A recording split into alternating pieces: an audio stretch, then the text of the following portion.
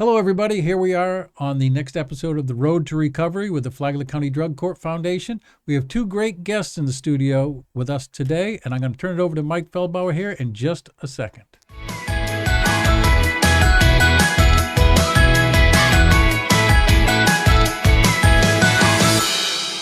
Thank you, Alan. Appreciate that introduction. And yes, today we have, our guests are always special, but this is an unusual today and a very, very special for us at the Drug Court Foundation.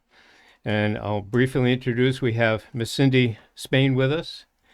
And if I don't mispronounce it too bad, I'm Miss Peg Bayonne.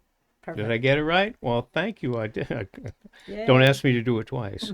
Okay. These ladies are with the Conservative Women's Social Group of Palm Coast. And they're here because I think, Cindy, you participated in a Drug Court Foundation meeting a while back. Yes, I did. Okay. I was impressed. And you and your group have, after you've met that, have, as I understand, and I just found out about it, you've done a good job of keeping it quiet, decided to do some special stuff to help us out. Right. So, my group, every year, in the last 4 years, we've kind of found a little something to give our money to. We're not rich. We're just a bunch of mainly older retired women, some younger ones. But we've found somebody that needs something. And this year I picked Hope. And I just thought it was a really good program.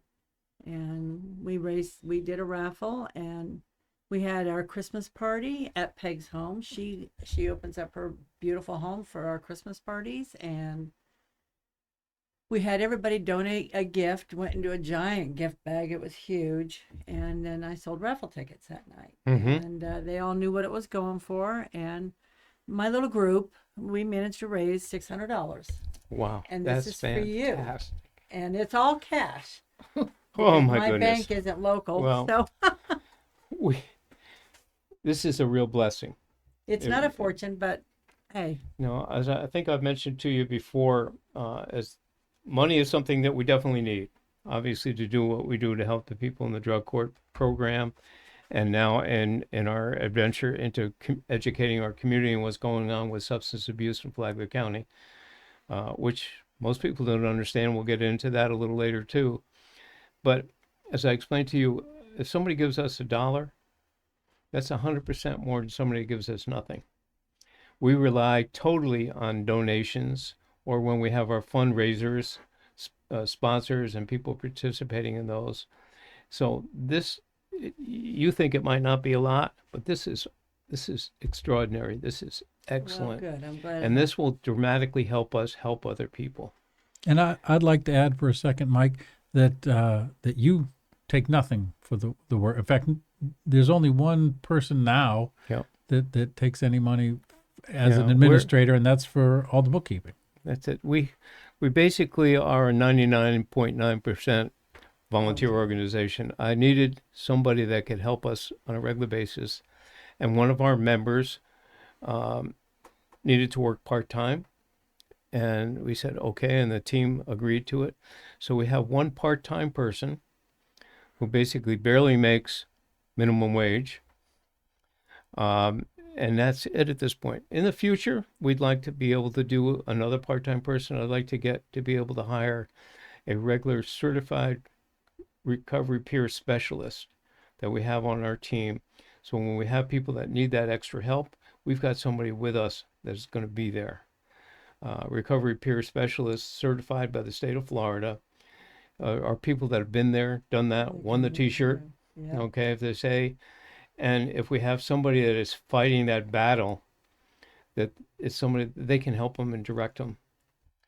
We're hoping that sometime in the future, though it hasn't happened, that our hospital would have those in the emergency room, because when EMS or the police department bring people in that have overdosed, okay, once they're clear, they get pushed out the door. That's right. And if you had a recovery peer specialist certified there, they could help them. What's the next step? They could guide them to where to go, how to do it, try to get them back on that right road. So those are things that we're working on. And I've got big dreams. It's a worthy cause. Big dreams, We need more housing in Flagler County for people in recovery, safe places that you want to call them sober living, Right. assisted living, whatever. And we need more places. And we'd love to be able to have 2 houses, one for men and one for women. Because in order to be a participant in the drug court program here in Flagler County, you have to have a legal Flagler address. You could qualify under all the other things that you need to qualify, but if you don't have that address, you can't get in the program. And many of our participants have burned bridges. Oh, I get Okay. that. Part of what we do is we try to rebuild those bridges while they're in the program, and we've seen that happen time and time again. It's such a blessing when we see that happening, when families get back together. But at the early stages, okay, so they can't go home. Right. Okay, and even their friends, some of them that aren't involved with it don't want to, and the friends that are still involved with substance abuse, they'll Right. welcome them, Because they're using and too. they'll do whatever they can to turn it back on. So we need more housing. So that's something I mean, that's Way down the road. way down the road because that's very expensive. And I had one other wild idea years ago. We don't have a sober club in Flagler County. Do you know, I had talked for years, if you know anything about meetup.com, why don't they have a sober get together for people? And I was going to do that, and we ended up moving out here and things changed. But there's nothing for sober people to do. And if you're not a drinker, I know with my son, I'm sure he's told you, my son was an alcoholic, raving alcoholic and drug addict. And he felt if he didn't have a beer in his hand, he wasn't a man. Mm-hmm. I said, why couldn't you go out with your friends and have a Coke? Mm-hmm. And he says, I just don't feel right. And I'm like, Well, it's not accepted. I looked, if you've driven up and down 100 Moody Boulevard, you'll know that there's an empty, what used to be a nightclub there. It's been empty for years. Across from And- Target. No, closer to Belterre. If you come, Right. yeah, it's way Right. down. It's more like yeah, across from that little strip mall. Right. Where my old hairdresser And was. I've always said, man, I mean, it's been empty, got to be empty 5-6 years now because the amount that I hear they were charging the previous renter couldn't keep up with it. So we're a nonprofit, we're a 501(c). Why don't you give it to us to use? You still can own it, and we'll give you a tax write-off and turn it into a sober club. And use it for And sober something. clubs don't have to be for somebody that's suffering from substance abuse. If you're not a drinker, where can you go that you know you can feel comfortable? There's no drugs and alcohol, and still have a good time. Or you could, the sober person could bring his friends with Right. him. Yep. I totally. Have you talked to the guy? Well, we tried to talk to whoever at the time I heard had it was it. like $1 million for that place. Yeah. And sometime they'll probably end up getting it and they'll tear it down because every year it goes by, the more work it would take to put it back into shape. Right. And it's been empty for a long, long time. We tried to get whoever, I don't know who it was that was handling it, and they said no, they weren't doing that. And I said, okay, well, we'll keep in mind that someday that would be a place, because I look around the city, where are places that are safe to go if you're not a drinker and you still want to have a good time, you want to play ping pong, pool, you Have want to have a music. quiet room to sit and read, you want to have all this kind of stuff that you can find in other places, but we don't have that here. And quite frankly, I look about it even not just for adults, but for kids or teenagers. Right. There's nothing here. There's nothing for teenagers. You know, I look back in my That's how early. they get in trouble. They don't have anything to do. That's it. I look back in my early years. I was a youth director for the YMCA's, not in their physical programs, but in their non-physical programs. We had a lot of stuff going on for people, for young folks. I grew up in the Y doing that kind of stuff, and keeping people busy, enjoying being busy. It wasn't just busy stuff. It was, what can you do to have fun Right. and enjoy? Kept a lot of people out of trouble. And I look around here in our community, which is a beautiful community, and we do take very good care of our median divides, maybe not so much our people, but you look around, what is there for a young person to do? Right. Okay? If you're an athlete, you got. If you're a geek, and maybe a musician. But other than that, there's nothing. Yeah. There is nothing for them to really do. And people Yeah, I say, thought well, they we should got great put- places to walk in the woods and that kind of stuff. No, that's not what I'm That's talking about. fitness. I'm talking about, like you said, playing pool, playing ping pong, Right. well, Or all even a those kinds skate of things. park. I've said, why don't they put in a nice big skateboard park, Mhm. with picnic tables around where, young boys can go and Mhm. play. But you're right. My fantasy is if I won $1 billion, that's what I would do. Yep. Because in the name of my son, even though I tried very hard to keep him active, once he got hooked, it was downhill from there. But there's a whole history. But there needs to be things for young people to do. And Hey, for me, I like to see it. I'm not a drinker. I've never had a drinking problem. me too. But I decided years ago that it wasn't something that I wanted to do. And I had personal reasons for that. I had family members. You see it. And I said, okay, how can I go out on an evening and order a drink around the table if I don't know what everybody is? Okay, would I be enticing somebody to get back in trouble if I didn't know? And and people will do that. Okay, so if I know there's a place that you go, okay, there is no alcohol at that table. There is no this. Okay, wouldn't that be a better place to It go? would be awesome. If there's any millionaires out there, I think a donation like this to help these kids and young adults would be wonderful. I think so too. So And, let's hope some of them are listening. alcohol, well, and drugs now, but alcohol is so easy to get anywhere you go. You can walk into any store, you can walk into any bar, you can walk into any home. There's nowhere to get away from it. And there needs to be a place to get away from it. I think you can walk into a drugstore and get it. Absolutely. Oh yeah, definitely. Okay, and it's beyond. And when we're looking at what we look at, like in our county, and I know it happens all over. Okay, but Flagler County over the last 5 years, during that 5-year, 6-year period of time, we were the second to 10th highest overdose county in the state of Florida based on Oh, wow. population. And at one point in time, we were the highest overdose death county based on population. Okay, this last year we've shown improvement. So there are some things happening. Hopefully that will keep that down. But denying that, not letting people know, of course we won't invite everybody from New York and California to move here if they knew that. But Yeah. and maybe we would leave a couple of trees up. But we have to be aware of those things. And there's not a whole lot in our county going on to help people in those situations. And I think, Agree. Mike, I think one of the things that that might be helping in the reduction of overdose death is the Narcan program Right. that you had speared up. Yeah. Why don't you discuss that for a second? Okay. We were the first nonprofit in the county to get a grant to give free Narcan away. Narcan will save a life that's overdosing from an opiate. And it's proven nationwide to be a lifesaver. The Surgeon General of the state of Florida wishes that everybody would have it on them and in their homes. Because it's not just people that know family members or friends that it might be involved, but you never know when you're going to come across somebody that needs it. Accidental overdoses with the fentanyl crisis have been just growing like crazy. I drove into our neighborhood here in Palm Coast one afternoon, and there was a car off the side of the road. Guy slumped over his steering wheel. I got another couple had already stopped, and they were calling 911. I got out and had to dose him twice before EMS got there, and he lived. I don't know his name. I never knew him. Don't even know if he belonged in the neighborhood or not. That didn't matter. Of course not. Our theory is they can't recover if they're dead. So if we can do something to keep them going at that time, that's what we're going to do. And that's reducing stigma.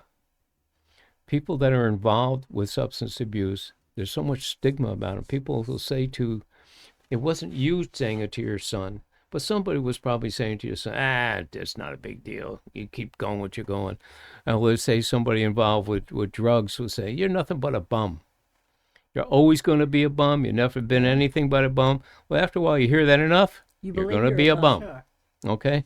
So part of the big problem, or if you want to look at it, part of the big solution to reduce, okay, substance abuse is changing our attitude to people that are in it, to give them that hope that you see up on these signs.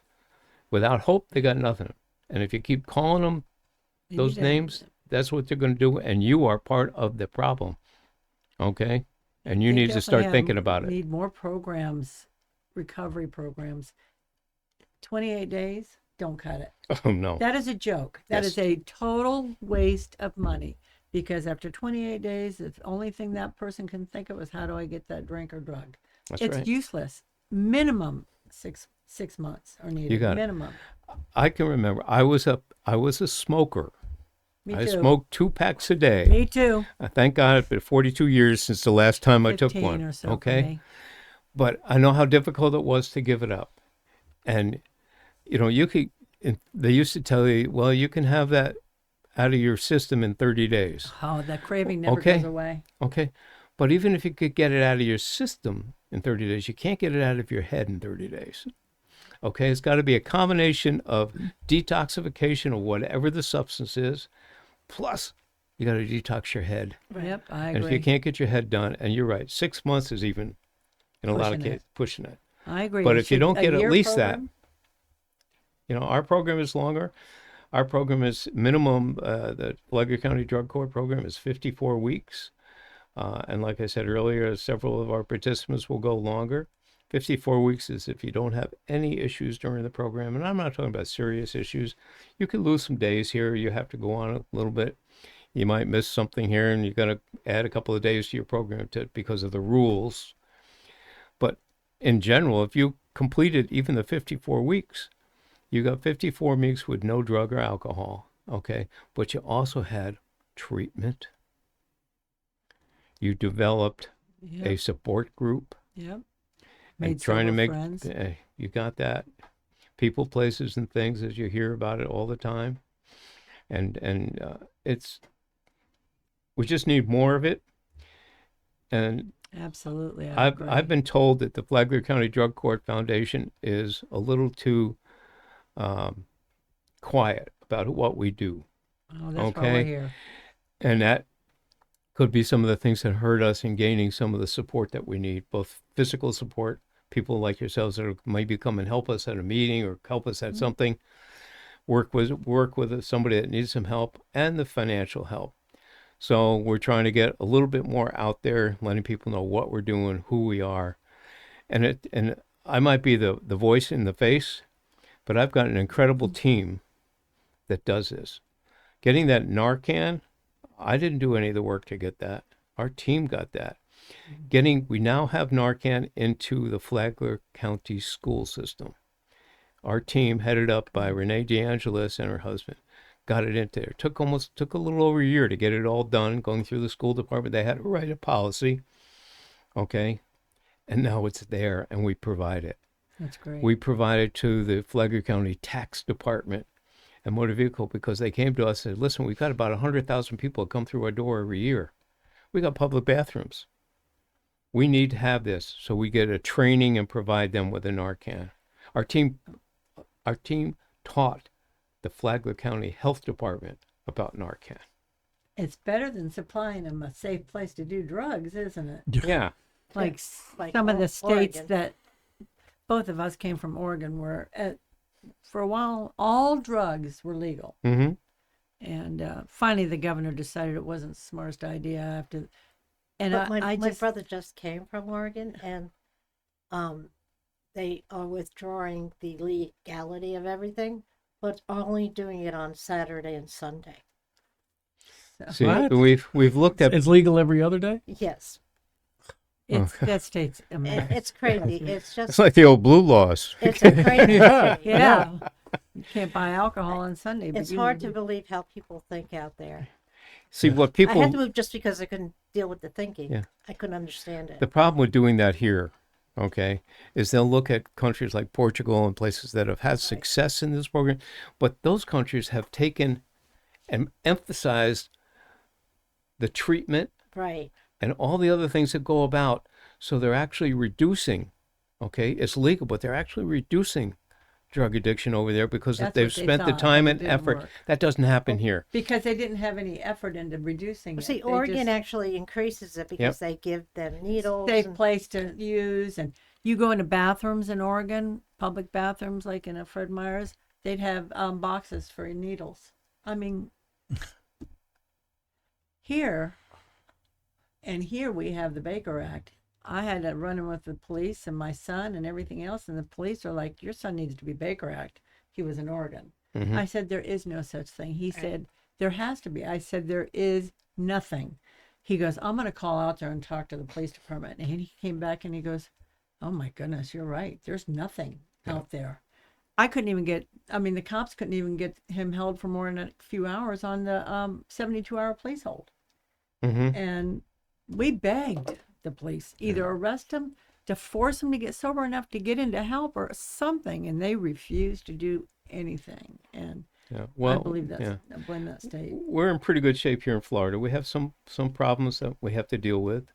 We're very thankful that the open marijuana law didn't pass. Thank God. Because that was only about one thing. They're not going to stop Money. trying, though. No, it was only about one thing, because they spent, $100 million trying to get it passed. And that's because certain people in our state own most of the growing fields, so they were going to make a lot of money on it. Okay, and we know the problem that would see, because we've already seen the problem with medical marijuana being abused. Right. People don't understand that medical marijuana was available in Florida for over 30 years prior to that, but it had to be it had to be given out by a doctor. It had to be dosed properly for whatever they were dealing with, and there are some legitimate reasons for it that it does some good. Yeah. But now you got $400, I'll get you a marijuana card. Okay. Yeah. We got so sick of smelling it everywhere you went. Everywhere.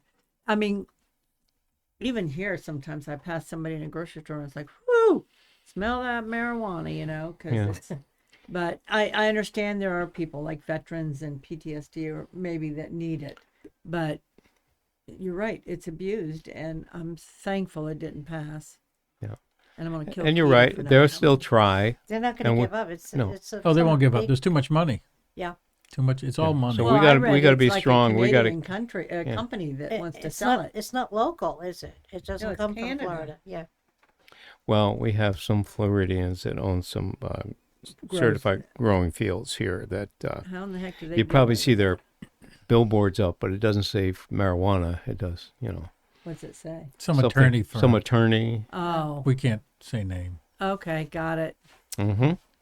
Good grief. Are you kidding? No. How do you think the medical marijuana got passed? That's like the pay to play with the judge that just got Yeah. muted for putting kids in jails and stuff.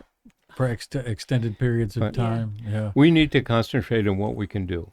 But one of the things, Mike, that you've discussed in the past is that, by population of the drug overdose and suicide rates and so forth in Flagler County is Palm Coast, because Palm Coast has the major population. Yep. But it's not just, as you have said, the Hollywood stigma of some guy leaning or hiding behind a dumpster shooting up. Right. It can be your mom, your dad, your sister, your grandfather, who might have dementia, who takes their medication, forgets they took their medication, takes it again, forgets they took it, takes it again, boom, they're down on the floor, and that's where Narcan can save their life. So it's not for just saving some guy behind a dumpster. And today more than ever, because they're putting stuff in everything. Again, we did have an incident at one of the nursing homes.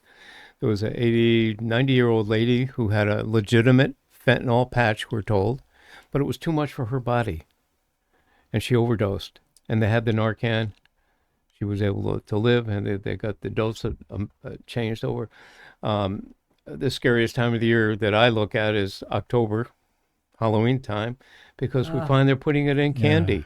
Thank God we haven't had any incidences here, but we know last year, not this past, last year a young girl went to elementary school up in, I think it was St. Augustine. Is that the tattoos? Oh no! This was, she was like 12 years old and brought a bunch of candy to school, and her teacher said, "No, you can't do that now. We have to wait till after." And for some reason, we don't know what motivated the teacher to have it checked. It was all fentanyl. It would have been enough to wipe the school out. Oh my goodness. Okay, so you get things like that going on.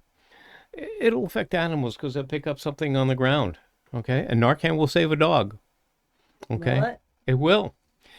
And to lighten it up just a hair, I like that when we do a lot of Narcan training and stuff. Narcan was developed back in the 1950s as an anti-constipation drug. Oh, No kidding. So we usually end our training period said, use Narcan. You have a choice, die or diarrhea. Okay, and we go from there. So there's so much going on. Community education. We're down at First Friday every month down at Flagler Beach trying to educate people. We're giving out free Narcan Booths out and and doing that.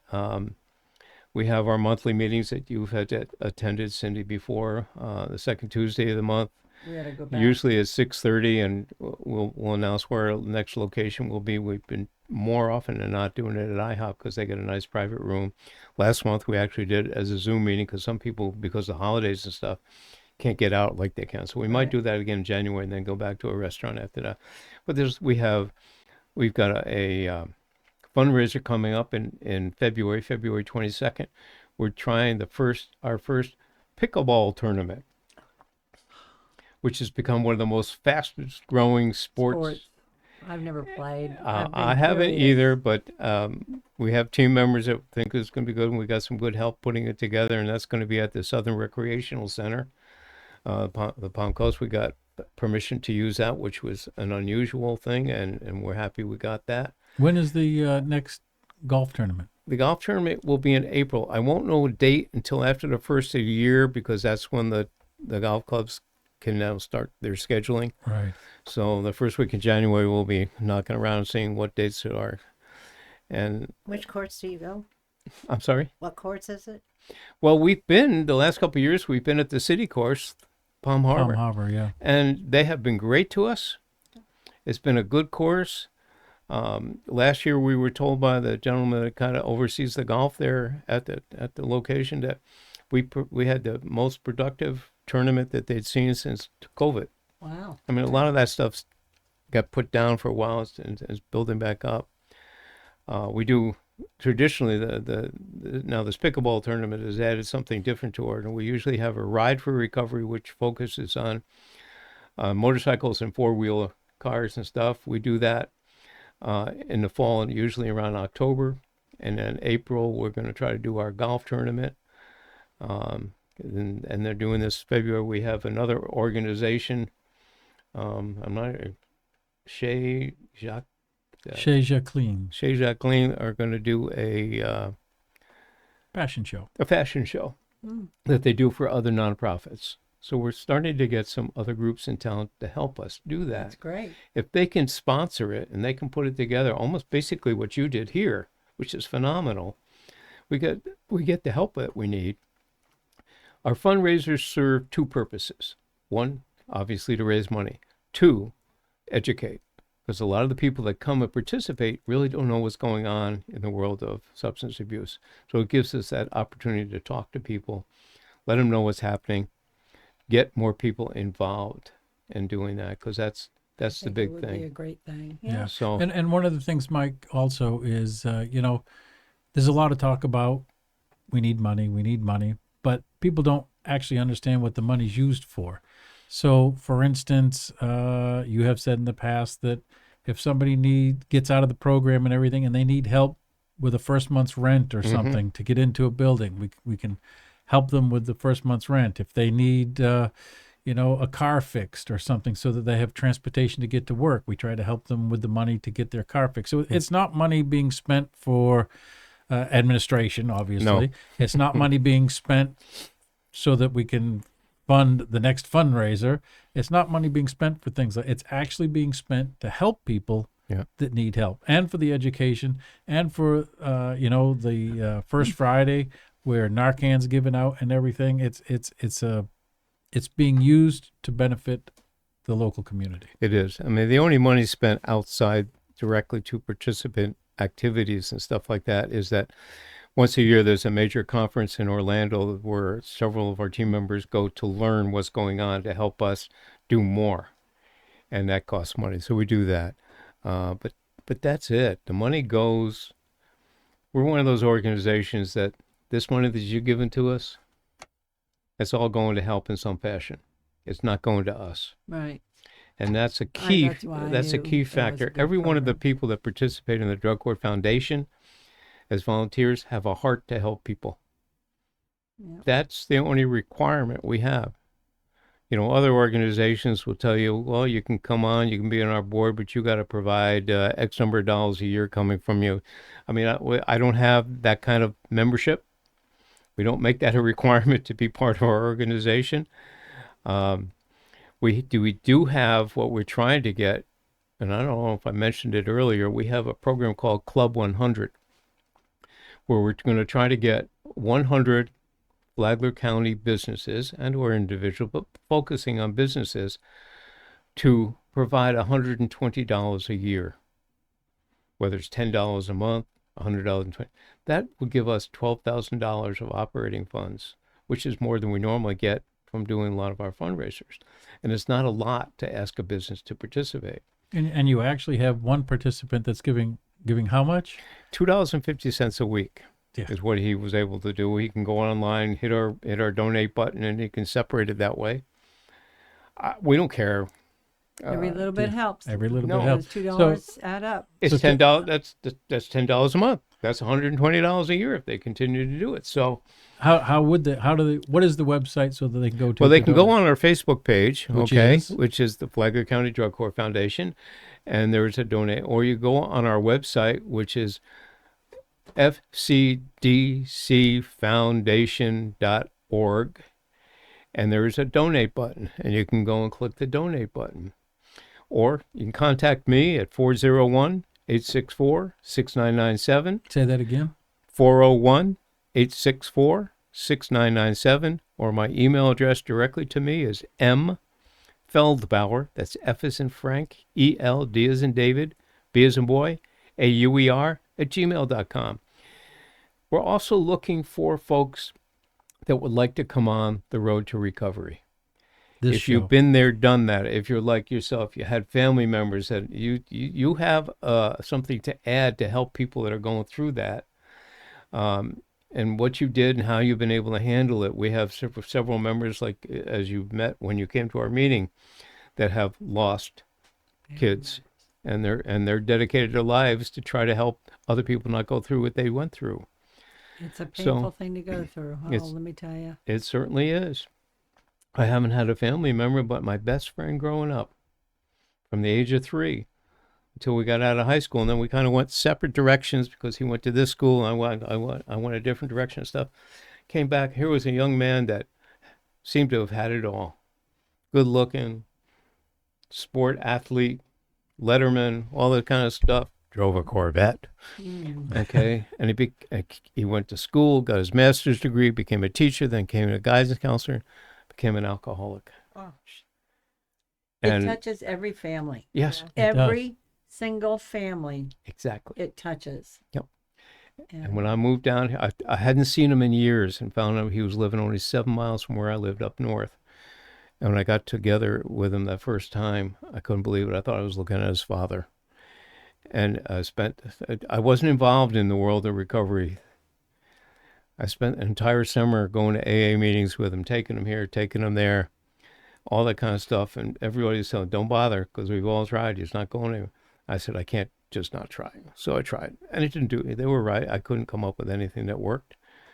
I got him into an AAA camp, which he spent 2 or 3 weeks in. It was beautiful up in Connecticut. But when he came back out, it was right back at it. So when we moved down here, I get a phone call from his sister that they found Billy laying on his living room floor. He died of alcohol. I'm calling it alcohol overdose. So I've seen it. I know how it feels. Not as much as you do. But here's somebody that I grew up with. We lived across the street together. From the age of 3, it was the two of us. My best friend's mother suffered from alcoholism, and she did her best. She tried and tried and tried.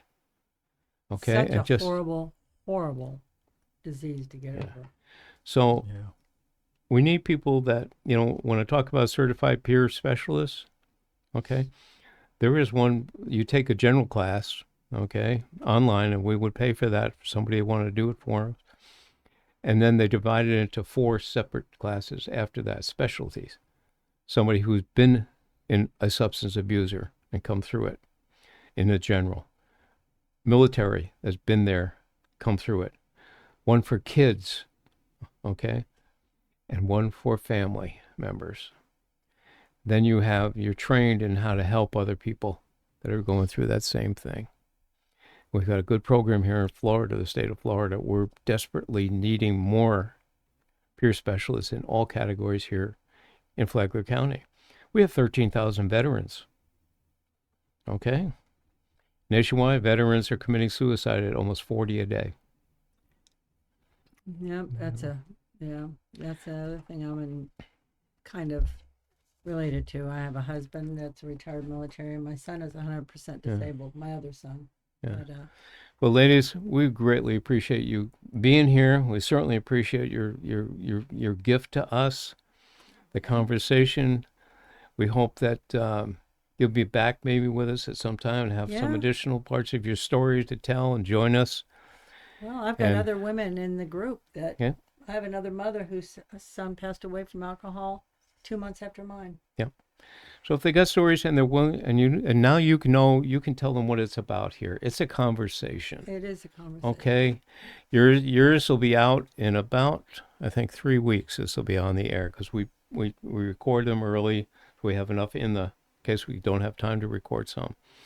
So, and we'll let you know when it's going to be, and you'll be able to look it on our Facebook page, on YouTube, and it goes out to a whole bunch of. We're hitting almost 80,000 people every 28 days now. Nice. So we're getting out there. Thank you.